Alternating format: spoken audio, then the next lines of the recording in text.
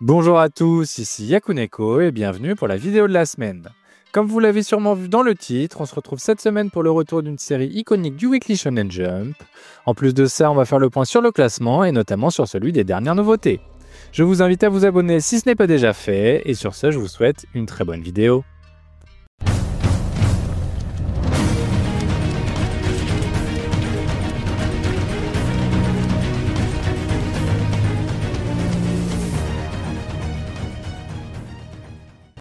En couverture du magazine cette semaine, vous ne le reconnaissez peut-être pas, mais c'est bien Jujutsu Kaisen qui fait son grand retour.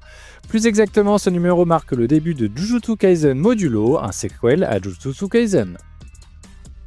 Et si vous ne reconnaissez pas l'œuvre originale, c'est normal, car G.G. Akutami ne s'occupe cette fois-ci que du scénario. Et c'est Yuji Iwasaki qui s'occupe de toute la partie dessin. Il est connu notamment pour avoir dessiné Cypher Academy, un manga du Weekly Shonen Jump qui s'était arrêté l'an passé. Le manga est prévu pour durer 3 tomes, ce qui correspond à environ 6 mois de prépublication dans le magazine. On a ensuite le droit à une mise en avant de Blue Box, il est désormais celui qui en compte le plus, avec 11 pages couleurs depuis le début de l'année. Et aussi étonnant que ça puisse paraître, Ultimate Exorcist Kiyoshi en compte également beaucoup malgré sa popularité plutôt discutable, c'est déjà sa 9e. Et enfin, c'est Imaten qui s'offre la dernière page couleur pour mettre en avant son tome 5 sortant ce mois-ci. On commence le classement et après nous avoir fait croire qu'il allait continuer à hanter le classement, Nice Prison se termine bel et bien avec ce numéro. Une des dernières nouveautés, Kidon Bros se retrouve de nouveau dans le trio de fin, ça sent vraiment pas bon pour le manga sur la course à pied.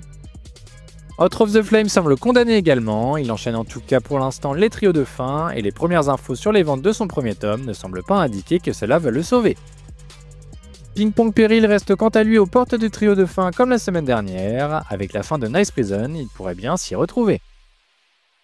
Kaedegami chute de nouveau d'une petite place et se retrouve donc 12e cette semaine, et s'en sort donc guère mieux. News Exorcist gagne quant à lui une place et se donne un peu d'air avec cette 11e position. Haruka Zemund est la nouveauté qui s'en sort le mieux, mais une 10e place reste tout de même assez décevante. En 9e position, nous retrouvons Kagorabashi qui réalise la plus grosse chute de la semaine, 6 places de perdu le faisant atteindre la 9e place. Mais étant donné que son chapitre de la semaine est un chapitre spécial, son classement peut être altéré. The Lazy Samurai gagne 2 places cette semaine et atteint une correcte 8e position. Akane Banashi avait vraiment contre-performé la semaine dernière, il parvient ici à remonter un peu la tête de l'eau en atteignant la 7e place grâce à une remontée de 6 places. Sakamoto Days continue de décevoir au niveau des classements et à s'éloigner du podium, une place de perdu qui l'amène à la 5e position. Au niveau des ventes de son tome 23, il atteint les 114 046 copies écoulées en août, c'est un tout petit peu mieux que son tome 22. Shinobi Undercover revient de page couleur et obtient une très bonne 5e place, faisant encore monter sa moyenne. Yan Roboko avait également obtenu une page couleur la semaine dernière, il revient ici et obtient la 4e place. Au niveau des ventes, il termine le mois avec 13 454 copies vendues, soit un tout petit peu moins que son précédent tome. 3 places de gagné pour Witchwatch qui lui permettent d'atteindre la 3e marche du podium. C'est tout de même la 7e fois qu'il atteint le podium cette année, seuls 5 mangas font mieux. Pas de changement pour One Piece qui conserve une nouvelle fois sa 2e position.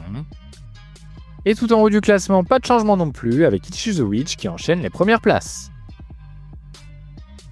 Au niveau des ventes, il termine le mois d'août avec 73 370 copies écoulées, la chute par rapport à son tome 3 se confirme malgré une meilleure dernière semaine. Et voilà qui conclut le numéro de la semaine, j'ai hâte de voir ce que va donner le spin-off de Jujutsu Kaisen, n'hésitez pas à me dire ce que vous avez pensé du premier chapitre, vous pouvez retrouver tous les précédents classements sur la chaîne, et n'hésitez pas à vous abonner si vous ne voulez pas manquer les prochains. Et sur ce, je vous dis à la semaine prochaine.